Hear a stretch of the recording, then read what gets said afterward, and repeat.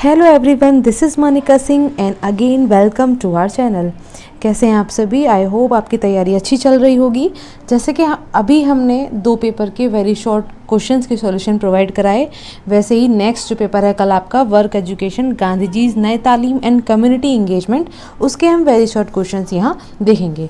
2021 तक 18 से 21 तक पहले से अपलोड हैं। आपने देखा है तो बहुत अच्छी बात है, यदि वो वीडियो नहीं देखा है तो आप देख सकते हैं, क्योंकि देखा गया है कि गांधी जी नई तालीम में कई बार जैसे लास्ट पेपर था नॉलेज लैंग्वेज करिकुलम, उसमें बहुत ज़्यादा रिपीट क्वेश्चंस नहीं होते। लास्ट ईयर्स में भी ऐसा ही हुआ था और इस बार भी ऐसा ही हुआ, लेकिन आप यहाँ देखेंगे नई तालीम के अंदर काफ़ी क्वेश्चंस रिपीटेड हैं। ठीक है, क्योंकि इसका सिलेबस बहुत ज़्यादा कम सा है, कि इतना ज़्यादा बड़ा एरिया नहीं है जितना नॉलेज लैंग्वेज करिकुलम का था। यहाँ पे जो क्वेश्चंस हैं लगभग वही रहेंगे जो आपने प्रीवियस ईयर्स में देखे हैं, वही एरिया इनका रहता है। बस ऐसा हो सकता है कि पिछली बार कुछ पूछा गया था, इस बार उस टॉपिक से कुछ और पूछ लिया जाए, वो भी बहुत ज़्यादा अंतर नहीं रहेगा। ठीक, कैसे वो हम देख लेंगे इस क्वेश्चंस के अकॉर्डिंग, तो आपको पता चल जाएगा। 21 तक के आप देख लीजिएगा, वो वीडियो पहले से अवेलेबल है। यहाँ हम 2022 और 23 को देखेंगे। सबसे पहले work education connect school and कार्य शिक्षा विद्यालय और किसे जोड़ती है? तो सोसाइटी को जोड़ती है, क्योंकि हम सोसाइटी में वर्क करते हैं। ठीक है, नेक्स्ट हमारा what is the full form of RUSA? RUSA का पूरा नाम क्या है? तो ये है राष्ट्रीय उच्चतर शिक्षा अभियान। हिंदी में भी यही है और इंग्लिश में भी यही है।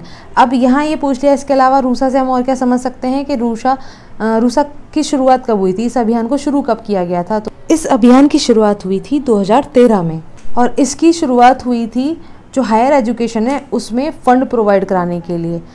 जो भी ज़रूरत पड़ रही है हायर एजुकेशन के इंस्टीट्यूट्स में, है ना, तो फंड के ज़रिए उनको सुधार करने के लिए, या और भी कई तरह के सुधार के वो परीक्षा प्रणाली में हो सकता है, या और भी जो आप कार्य करना चाहते हैं उनकी गुणवत्ता में सुधार करना चाहते हैं, इस तरीके के यहाँ कार्य किए गए।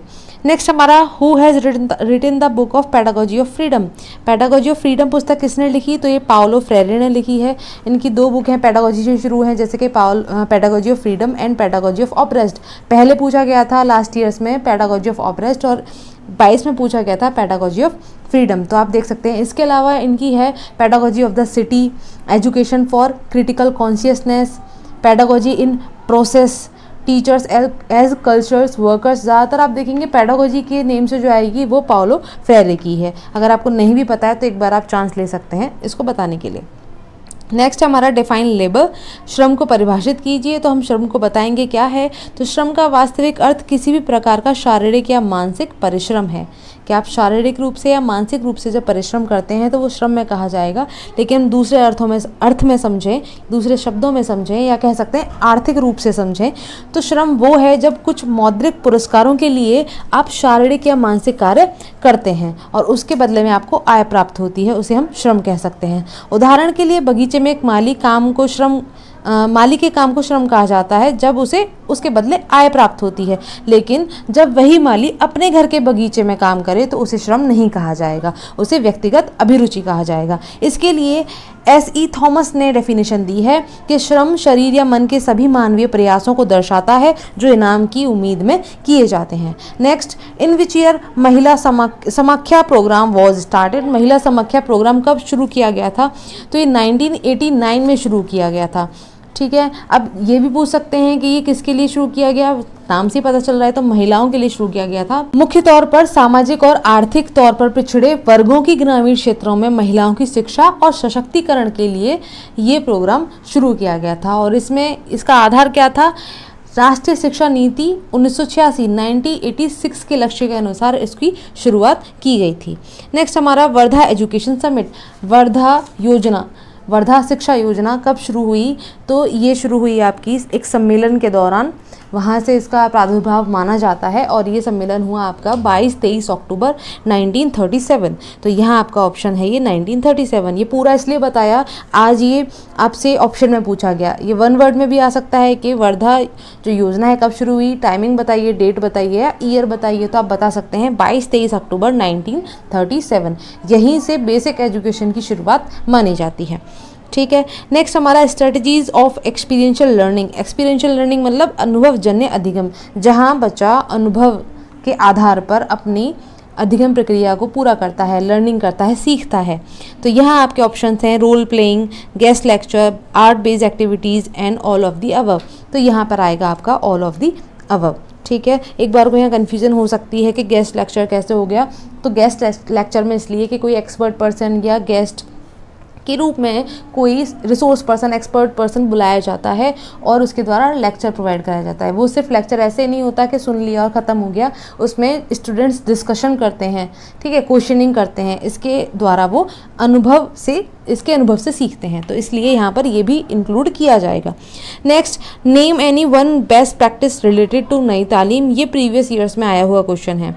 ठीक है, बेस्ट प्रैक्टिस तो हम जानते हैं क्राफ्ट बेस्ड एजुकेशन या क्राफ्ट बेस्ड एक्टिविटीज़। नेक्स्ट हमारा name one western model of नई तालीम। एक कोई वेस्टर्न मॉडल बताना है आपको नई तालीम के लिए।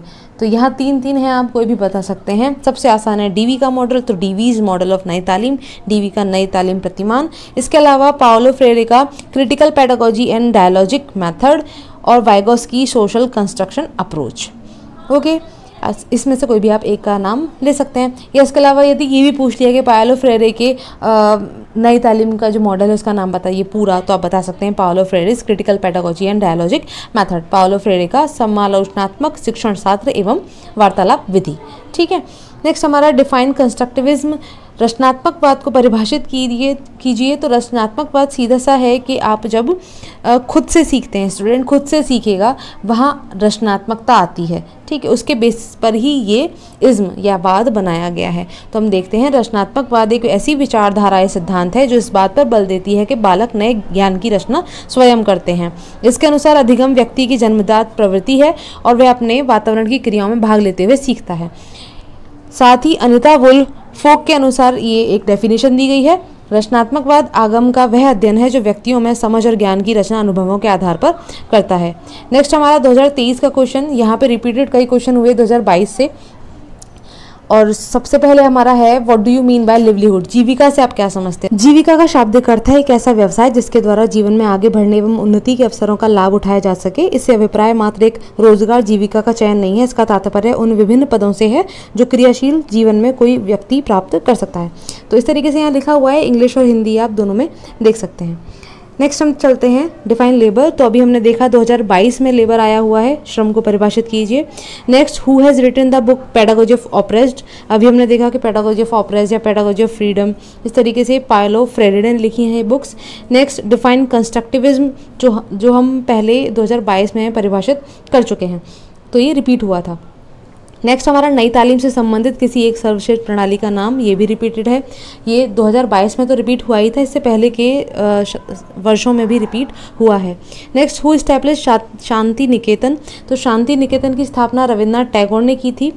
ये यहाँ वेरी शॉर्ट में आया है, वैसे ये आपको लॉन्ग के लिए भी पढ़ लेना चाहिए, क्योंकि रविन्द्रनाथ टैगोर के जो शैक्षिक विचार थे कि शिक्षा के बारे में क्या कहते हैं, तो उसको यहाँ डिस्क्राइब उन्होंने किया है। इसी के आधार पर उन्होंने शांति निकेतन की स्थापना की थी।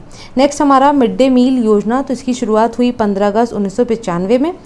ये पूछ लिया। इसके अलावा आपको पता होना चाहिए कि मिड डे मील योजना क्यों शुरू की गई थी। तो प्राइमरी लेवल पे पोषण बच्चों को प्रदान किया जा सके और साथ ही साथ जो नामांकन है बच्चों का, एनरोलमेंट उनका बढ़ सके, या बच्चे जैसे छोड़कर चले जाते हैं बीच में से कि आधे टाइम स्कूल्स में हैं फिर चले जाते हैं, घर चले जाते हैं, तो उसको कम किया जा सके। तो इस तरीके की प्रॉब्लम को सॉल्व करने के लिए ये योजना शुरू की गई।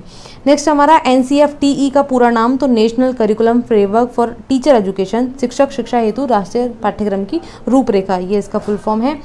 आगे हमारा महिला समाख्या प्रोग्राम क्यों शुरू किया गया था या कब शुरू किया गया था? तो शुरू किया गया था ये 1989 में। और लास्ट हमारा name one western model of नई तालीम, जो कि हम बता चुके हैं आपको 2022 में जो ऊपर आया हुआ था। ठीक है, इसके अलावा यदि भारतीय प्रतिमान के नाम पूछें तो गांधी जी ने दिया था नई तालीम का प्रतिमान और टैगोर ने दिया था नई तालीम का प्रतिमान, तो इनके बारे में आप बता सकते हैं। ठीक है, अब कोई भी क्वेरी हो तो आप पूछ लीजिएगा। आई होप कल का पेपर आपका बहुत अच्छा जाए, आपकी तैयारी अच्छी हुई होगी।